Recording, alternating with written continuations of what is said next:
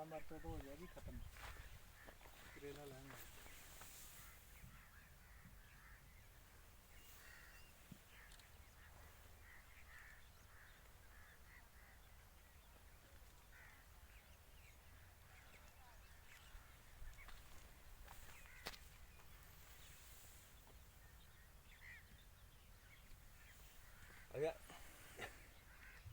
ਇੱਕ ਦਫਾ ਤੋੜਨ ਨਾਲ 80-90 ਗੱਟੂ।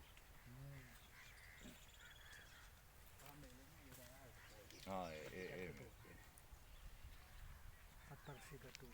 ਜਿਵੇਂ ਮੋਟੀ ਹੋ ਗਈ ਉਹਨੂੰ ਗੱਟੂ ਜ਼ਿਆਦਾ ਹੋ ਜਾਂਦੇ ਥੋੜੀ ਜਿਹੀ ਪੈ ਗਈ ਜਿਵੇਂ ਮਿਰਚ ਮੋਟੀ ਹੋ ਗਈ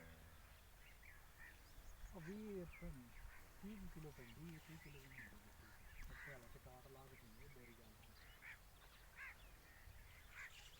ਐਰਕੀ ਲੱਗਿਆ ਹੁੰਦਾ ਸੀ 4-4 5-5 ਹਜ਼ਾਰ ਦਾ ਜਿਹੜਾ ਪਹਿਲੇ ਛੋਟਾ ਸੀ ਨਾ ਉੱਥੇ ਉਹਦੇ ਲਈ